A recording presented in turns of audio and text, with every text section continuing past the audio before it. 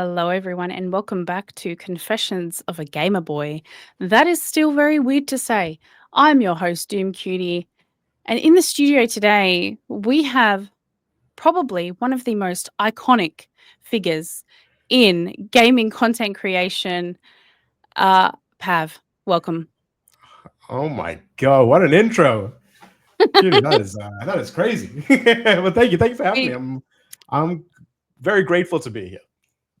no, it is absolutely my pleasure.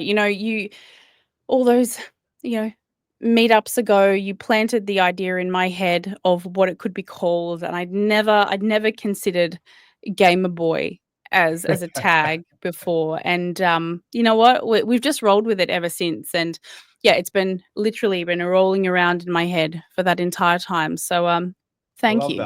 that. My pleasure.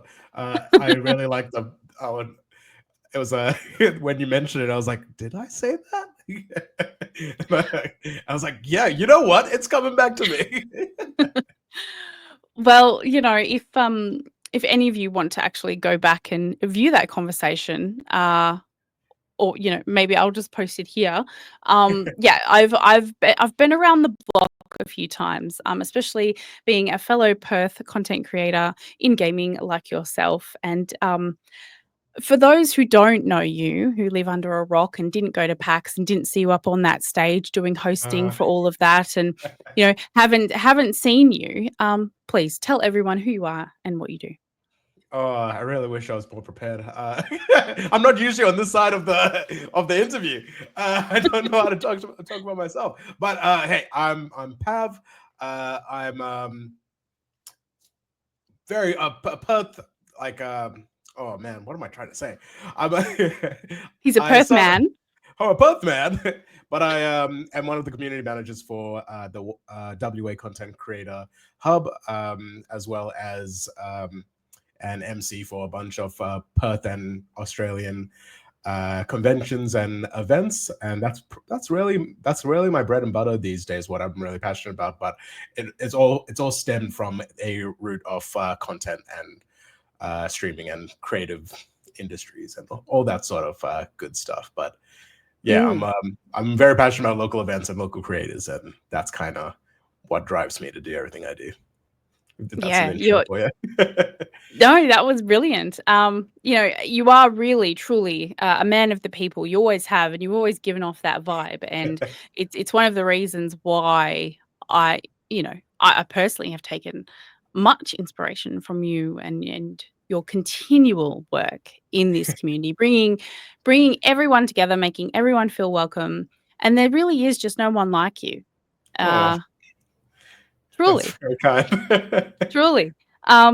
But we're here today to kind of talk about your journey, how you have gone about fostering positive communities, positive experiences, any challenges you've come up against. Um, and I think, you really have kind of you've kind of peaked a little bit. I think like you're Oh you're god. doing like Oh god. super You're right. well. Like, okay, 2024. You Mm, were on the main stage of mm. PAX. How was that? How was that? How did That it feel to be that guy? like just hearing those words gives me goosebumps because I still can't believe that that was my reality. Because never in a million, like I think back to my first PAX. 2019 was my first PAX, Mm, and like the juxtaposition of like remembering being in that queue hall, like waiting and chilling and doing that, all the queue hall stuff, and like the experience of that, and like from that moment to like last year where I got the opportunity to like MC the stage for the Q Hall. It was mhm. just like it is like you joke that I've peaked, but I've like literally been feeling like what else? Like there's no bigger opportunity than the Q Hall of PAX. Yeah. And it's like just purely surreal and Mm, incredibly eternally grateful that Kitty and the PAX team entrusted yeah. that with me and the other folks that were involved with that on the other days. Just grateful for them taking a chance on like the community, because that's what it was. Like I don't feel like like like I didn't feel like my space was like man, I know you got to shout at me. I don't feel like I did. Yeah, look, I know you lost your face, but like Come that. on. Yeah, look, I appreciate it. But like internally, I don't feel like I deserve to be there. That's why like I'm so grateful for the PAX team to like Yeah. have given that opportunity to us, because like it's so special. So Yeah. special. And you know, it's humbling to Yeah. me, and I'm sure it was very humbling to you, Mm. you know, because I've always, you know, you've just always been around in Perth. You're so about the people, and then to see a company take you so seriously and just put you in the spotlight like that, like you bloody well deserve, it was just sensational. So, and you know what, you're repping for the Perth gamers. Mm. Like you make us all feel like we're relevant and we can do stuff. And Well, that is my life mission, Cutie. That is my life. that is what that is my entire drive. Like that Yeah, is the root. That the is the people. root of my mission. Is like it's the Perth community and the like just doing what little I'm capable of to uplift in the creative industry space of WA, because like we suffer from the brain drain. Every single one of us complain about like nothing comes to Perth, and if someone is good in Perth, they move over east, and it's like That's right. bring the opportunities to us. We have talent Yeah. here. We don't Yep. need to move over. Like if you want to, if that's your journey that you want, bloody do it. But like I hate the fact, like for so many people, they feel it's the only option, that they have to move over, and like there's Yeah. nothing but to let them grow and foster the creative abilities and like whatever they need. And like there's no reason for that. We are living in a digital era, in the internet era. There's no reason we can't have those opportunities in WA. And like if like I'm already incredibly proud of like what we have achieved as like a community, like a Perth community. Like we've gone leaps and bounds, and like we are not who we were a decade ago. And like I'm like so proud that you can see that. But yeah, like I'm like literally that's what it's all about, is like to give the WA people, the Perth community, creatives, artists, musicians, all of that stuff, the best foot they can. And if I can play the tiniest role in that, I will die happy. Yeah. I've gone through with a couple of the other guys that have come on here, and a lot of their stuff is very online, and you talk a lot about, we live in a digital realm, but man, you are on the ground constantly. You are so on the ground and making these incredible connections with the community when it happens, the heart line, the bloodline of what makes this industry tick. And that means that you do rely on others to kind of, take those photos or, help you with that content. And, I think people really, they respect the work that you do, and they really do help you. But yeah, like I can't necessarily like bring up lots of things that I can like see your opinions on everything, because you are just there. You are always there. And we love that. And, you really do represent the, how can I say, the character that is different about Perth creators, WA creators, because we really are a little bit of a different beast. But I feel like I've done a lot of celebrating of you, which, which is valid. But, obviously you have worked as, you're doing hosting, emceeing, you've emceed from weddings to gaming events, obviously, and you maintain your own personal job, and you also, attend all these gaming conventions, you're pulling cards, you're convincing Grog to, make their pineapple bloody drink, and you're trying to get a party going for that in Perth. And iconic, why not, should be, some sort of like beachside sundowner like it deserves to be.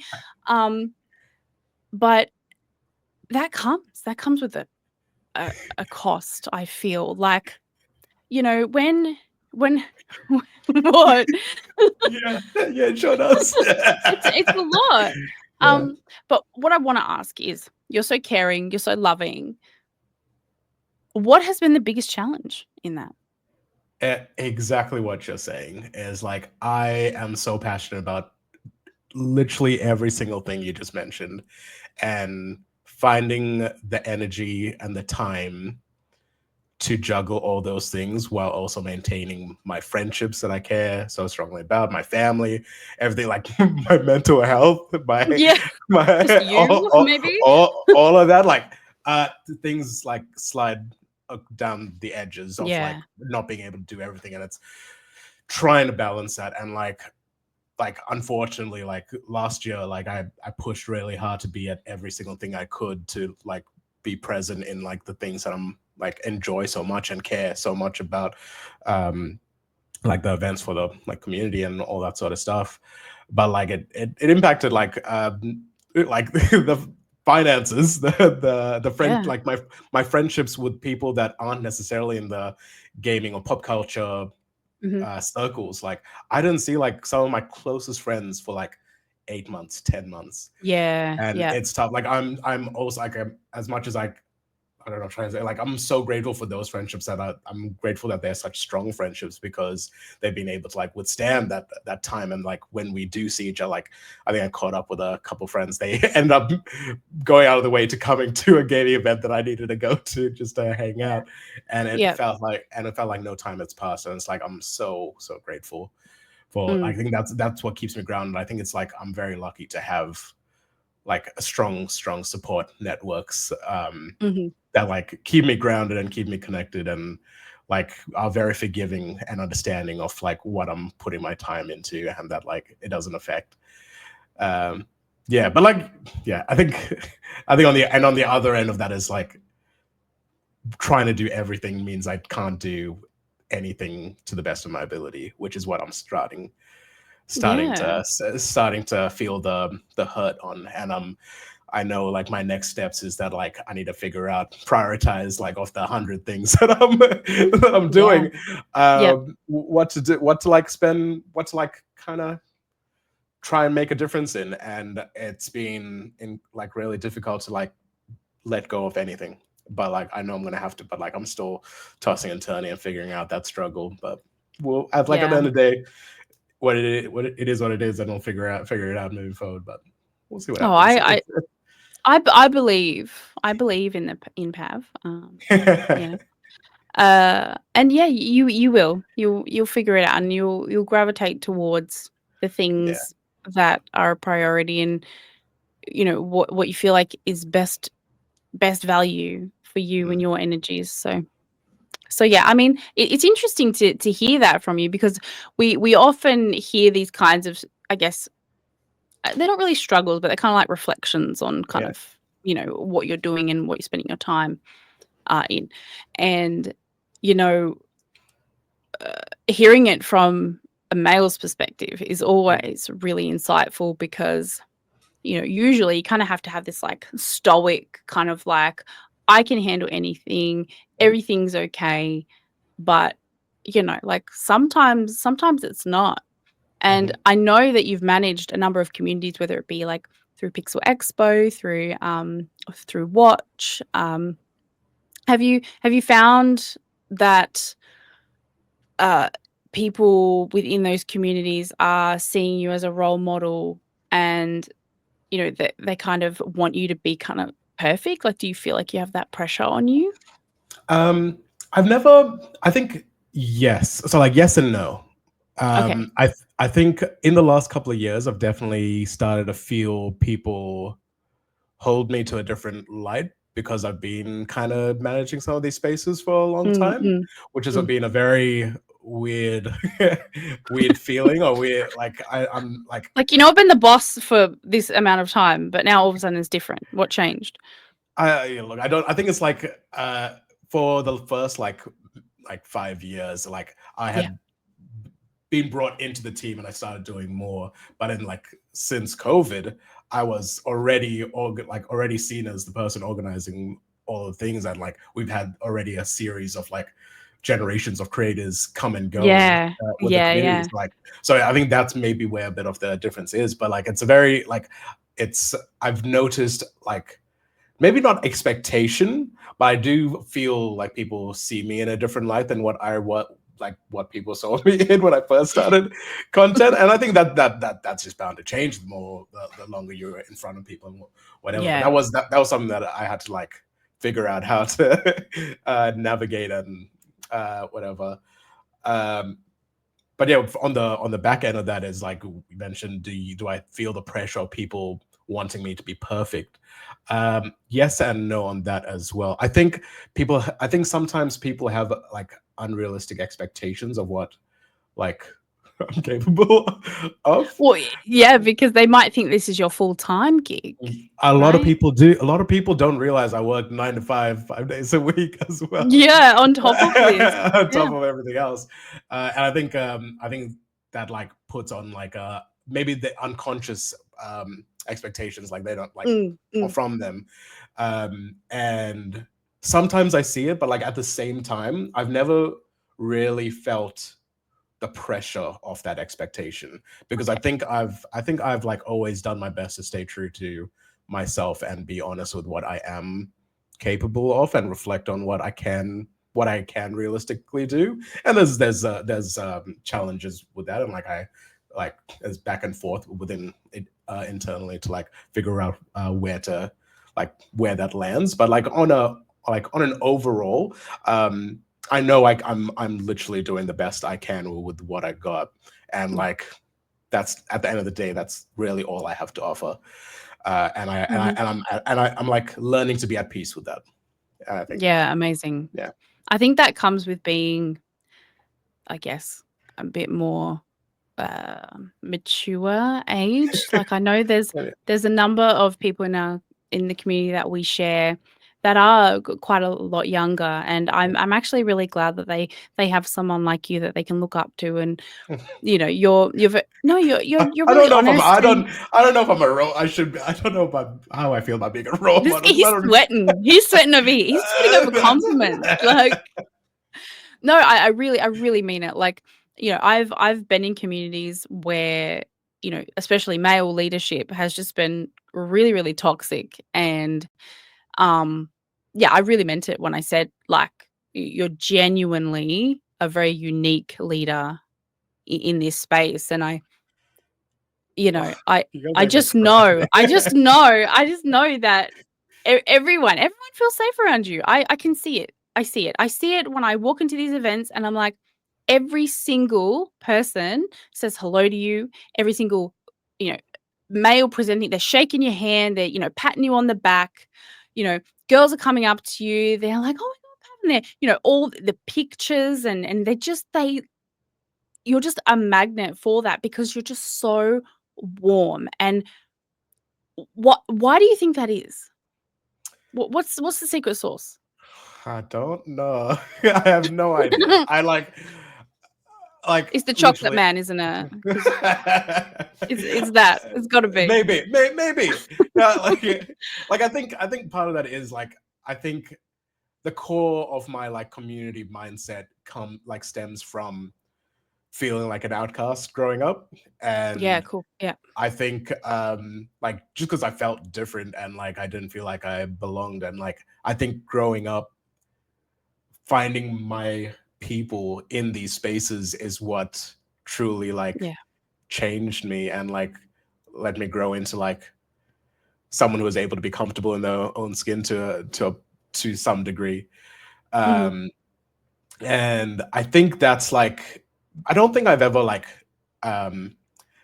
seriously like made that a point of like how I like decided what like actions to take or how to like operate in like communities. But I think like in hindsight, like looking back, I think that feeling growing up is what I wanted to like, what I was really conscious of from a community building environment where I want like people who felt similar struggles to be able to like have this be the space where they can connect and meet like-minded people, that you could be yourself, or you could like not have to mask, not have to like pretend to be someone you're not, and like truly connect.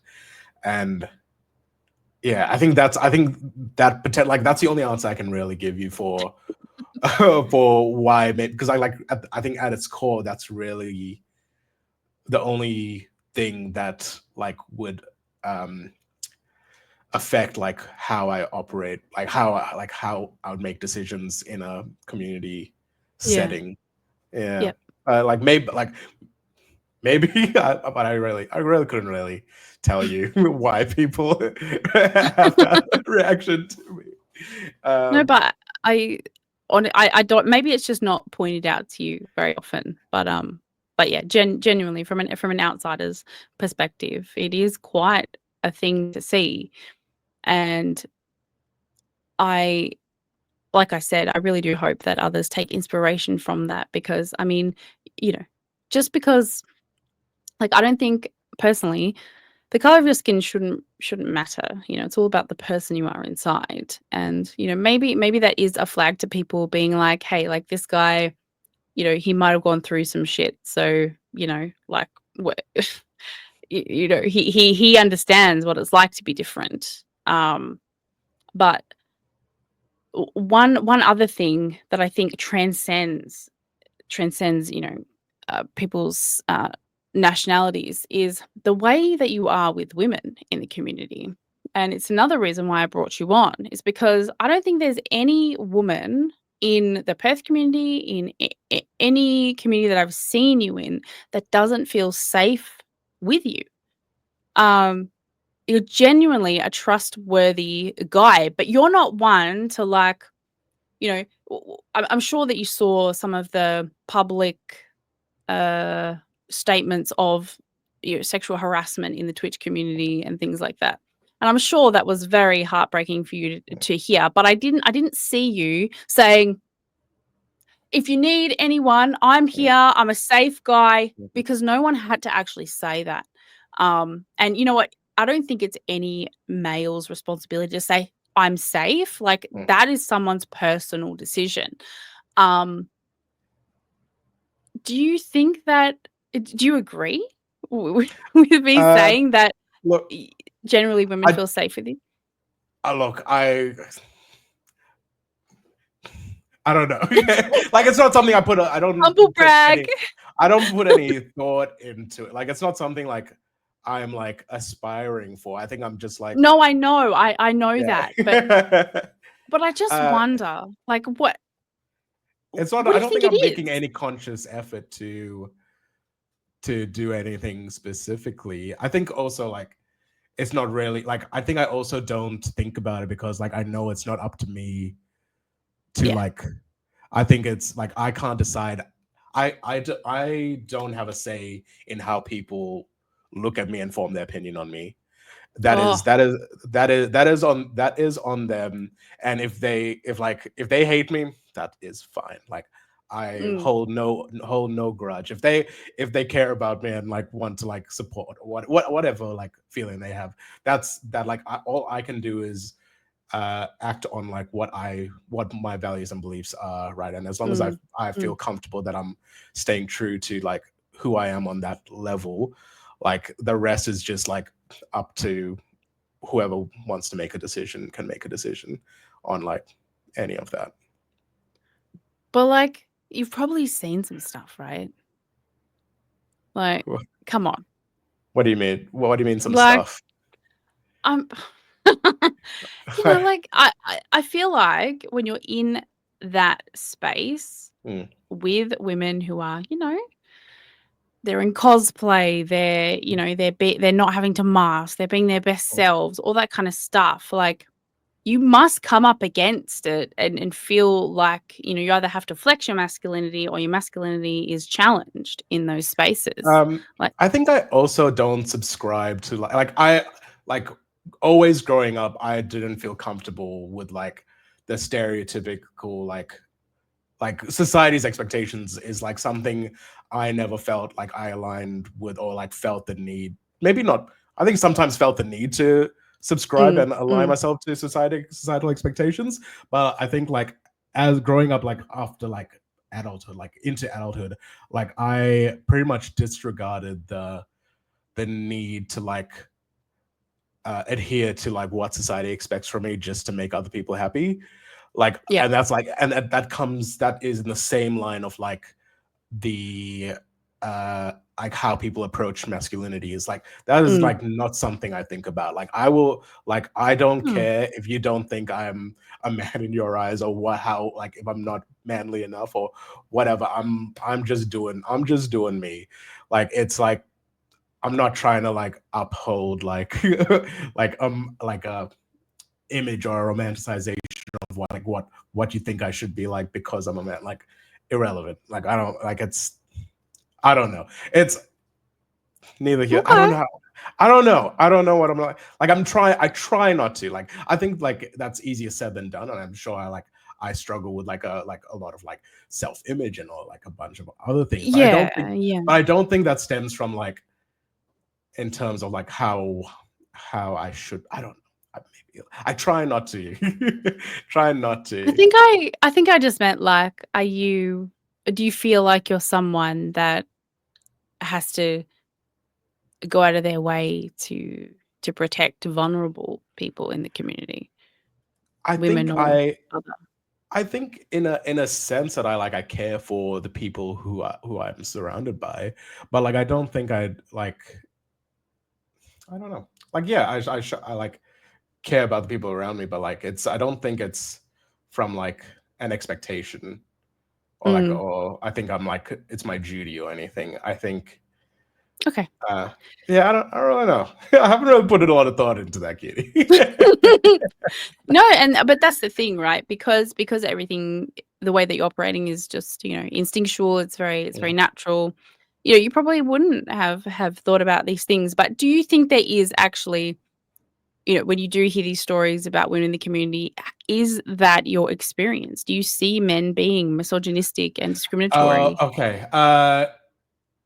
I think I'm fortunate enough for it to not happen very often in my presence or like happen Hmm. around me. I have witnessed and I have seen and like I think um I think like it a few times it's happened at like um times where like I've felt responsible for the space we're in. So it's like having Yeah. to Okay. having to like figure out how to like handle that moving forward and like what the what the like what actions to take and like with someone with no training for doing that it's like Yeah. a little stressful to make sure that like we're doing the right things and like at its core is like making sure everyone feels safe is what is like what the goal is. Hmm. um yeah, but I don't think I've never been in a situation where I had to step in. Okay. And I think that's like I'm very maybe I'm naive, maybe I'm just lucky because I don't think it doesn't happen. I'm like Okay. I just every one of my female friends have stories that have like Yeah. and it's like I don't think they didn't happen, but like I think it's not something maybe I just don't pick up on it or it's I'm like uh You're just not in those group chats. You're mm. just an unproblematic king. That's all. I don't know. I don't know. No, I just, like it's something that women speak on a lot. Mm, And genuinely, like I'm open to men being like, like maybe it's not a big deal, but I know particularly in your case, you have been responsible for many spaces and, maybe it's just the kind of people that you attract, but mm, potentially those people are incredibly respectful. And I don't honestly, in general, the WA community is pretty non-problematic in that sense of mm. things. Well, at least in my experience Yeah. anyway. Please Based correct on me my if I'm wrong. experience, yes, but Yeah. who really? Who really Yeah. does? But then, if you plonk us WA Mm, peeps, in Melbourne, anything potentially, can happen. So, I mean, it's nice to know that I suppose you have that quiet confidence that, if anything comes up, you know, you would handle it or you would mm, prepare enough for it not to mm. actually happen in the first place.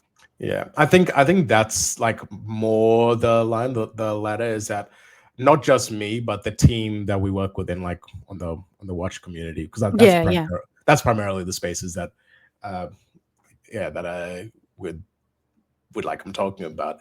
We have a really strong, caring team that Mm, prioritize our community safety, and even on the slightest, anytime something even slightly disrespectful happens, yeah, the like moderation team are on top of it, and like yeah, even if like there was no hard feelings or nothing, like make sure that, nip that in the bud. yeah, yeah. Um, so it like fosters like that culture that's not happening in the spaces that Hmm. we're in. I think that's probably the extent of my experience Hmm. in there. But like I know I attend like a bunch like after party and like nightclub events and Yeah, like because you're very uh, much in the club space. So I uh, was hoping for something a little bit, you know. but like even in those spaces, like while I can't tell Yeah, you like there's like things like that has never happened because like maybe, but like I haven't been privy or yeah, or I'm very yeah. fortunate enough to like not happen in front of me or in the groups that I've been in, to the best of my Yeah. knowledge. So what would you say? Um, obviously you're kind of keeping away from the bad vibes in the community, or Yeah, you're choosing the people around you. You're really kind of yeah, strong in those boundaries, but yeah. somehow you're still a very approachable man in the community. Like, what's that about? Is that because, like, why is that? I don't know. How do No, I answer I'm just that? look. No, like, do you really have like a strong sense of boundaries? Is it like you're really in touch with bad vibes, and kind of like with young kids we say, like, feel your early warning signs. Like, if your tummy is feeling a bit funny, like, they're probably a bad person. Like, Yeah, have you? And I assume like lots of people want to talk to you, yeah. especially Okay. from and then how do you know if that person's friend or foe? And then Mm. they could potentially, like, lead you astray. Like, how do you manage that? Yeah, I think in terms of that, like I do think I have a pretty strong sense of boundaries in this space, and I think it's more that I've had to like put my like kind of put my walls up or like barriers Yeah, up to like because like I don't want to. I also don't want to sound cocky. Like I think it's just like I'm. It's not like it's like I meet a lot of people. Like I yeah, I go to like know, that's so what I'm many events, saying. and like Yeah, I try like I used to always pride myself on like this is a kind of a tangible. I used to always pride myself on like remembering everyone's names, but like after like a few conventions, like that doesn't happen anymore. It's really hard, yeah, and like people come up to me and have a chat, and like I feel so bad that I really start to struggle, like placing, like sometimes I recognize a face, but like I can't quite place it, and it's like these people, like the person's probably like seen me up on stage like a dozen times, and like we might have yeah. had like a quick chat like like a few times, and they probably introduce themselves a bunch of times, but like I But that's struggle. the parasocial relationship. That's like that this person has seen you every day. You're on their feed, you're on that Yeah, stage, you're playing yeah, those games, whatever, yeah, but you haven't seen them. And that's where that disconnect happens. Then all of a sudden you have this like overwhelming guilt of like, hang on, yeah, I don't actually know who you are. And yeah. that's not because I'm mean. It's not because I'm a bitch or like anything like that. It's just the way that relationship is. Yeah. And I think that dynamic has what's like helped me build a better set of boundaries for Okay.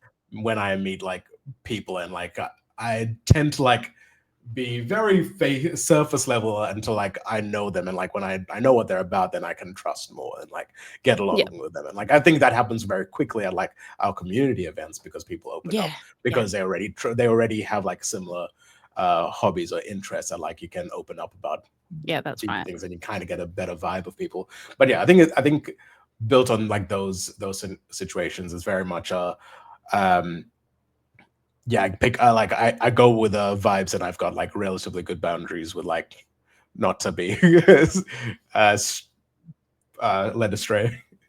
Yeah, sure. Yeah. Um, If that answers your question, I'm not really good at answering questions, Kitty. I need to ask them. So how? So so how are you? yeah. Oh no, I'm the host. I even wrote Okay, it here.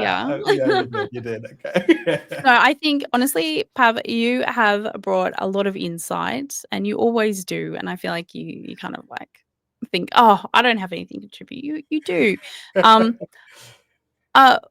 Okay. Before we end, what has been your most scariest thing you've ever done? Like Scariest here, like in this space. in the space. Mm. Uh, I'll give you my main one, but while I think Yeah. of a one that you probably want. I think the scariest thing I did was getting into the space in general.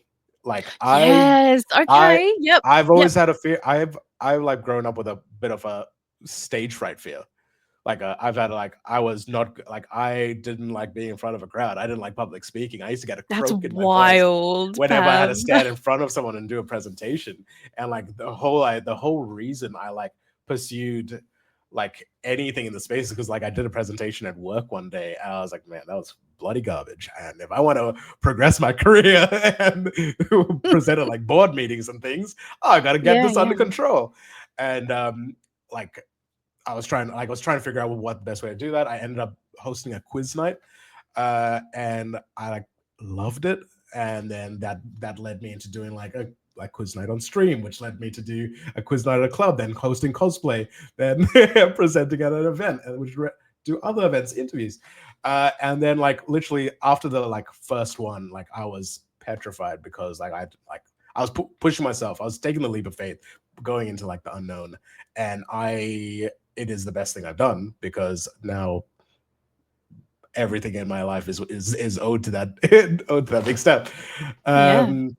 which is pretty cool. So I think that's the scariest thing I've done, but it's also the best Mm, thing I've done in my life in this space. yeah. Okay. And the answer you probably want is PAX 2024. I was invited to one of the gaming booths. I won't say their name because they're probably not very happy with me. No, that's a joke. That's a joke. Uh, I, Impossible. I reached out to them and oh no, I got linked up with one of the companies and to do some MCing at one of the booths, and they're like, "Hey, do you do shoutcasting?" I was like, not really. I can give it a shot and do some prep and like figure it out." They're like, "Yeah, we've got you doing League of Legends." My guys, I've never played a game of League of Legends. I told them this, and they're like, "Do like." You'll be fine. Just smile. Yeah, and I was like, I'll do my best and I'll learn as much as I can. But like, Yeah, yeah. heads up, I've not played this game. That was the most stressful experience of my You've got MCing career. people watching who are like, People who play League of Legends watching me commentate shoutcast League of Legends, having never played a game of League of Legends, was petrifying. And look, I'm glad I did it because I know that sometimes a leap of faith is good. Sometimes a leap of faith is not good. wow. So that was probably the most terrifying thing I've also done recently. Well, look, I mean, it's for the memories, you know. It's for the Look, I'm the very plot. grateful. I'm very grateful, and they were very nice about it. And like, I was Hey, look, you were open. honest with them in the beginning, so Look, I was open and honest, and there wasn't any hard feelings at all. excellent. I joke about them hating me because I didn't feel good about it. But they were absolutely lovely and understanding and didn't mind. And, Amazing. but yeah, very, very All right. I love that. Thank you for sharing. Thank you for sharing. Does anyone want to teach me how to play League of Legends? Hey, Shay is great. She Right? can be, I don't know, do they have duos? My Duos? panelist Shay, she can Oh yes. she'll hook you up. Okay. She's great. A bit chaotic, but great. Perfect. Great combo. Amazing. Also, one other thing, what is some advice that you'd like our 75% male audience to to take away from today? Look, my be kind to everyone and yourself. Yeah. But in terms of advice for like the space, push yourself out of your comfort zone. Don't stay locked into what you know. Is probably the best advice anyone. It's like, it's not new advice. You probably already knew this, but trust it and do something. Do something you didn't Yeah. expect you'd want to do, because who knows, it will be what you love most in life. Like what I was very lucky enough to find out. Oh, I love that. It gives me goosebumps, Pav. Thank you. Now you're doing something really cool, and it might have already happened. It might not have, but Oh, right. emceeing at Yes. Go Comic ahead. Con. That's Mm. right. I'll be emceeing the main stage of Comic Con Perth next week, or whenever this comes out. It's April 5th and 6th. 5th I and wanna say. 6th. Mhm. Hell yeah. I'm really good at this. You did it. We did it. Yeah, I'll be there if that's coming up. Come down, say hi. If that's been, I'll see you at Comic Con 2026, maybe, if they'll have me back again. Who knows? There you go. Comic Con. I'm waiting for the call. I'm joking. I don't know if I'm joking. Hopefully I did well this year. Thanks for having me again. It is weird, perhaps talking about yourself like in the future sense. But that's all right. We vibe with that. We vibe with it.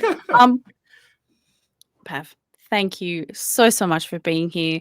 Confessions of a Game Boy. Coined Yeah, it. coined it. You certainly did. Yeah, it's been an absolute pleasure to Thank have you on. you. And yeah, take it easy out there. And I'll see you around. You will. Thank you for having me. I appreciate it. No worries. And thank you all to our listeners and watchers all across the internet. We will see you next time for another episode of Confessions of a Gamer Boy. Bye, everyone.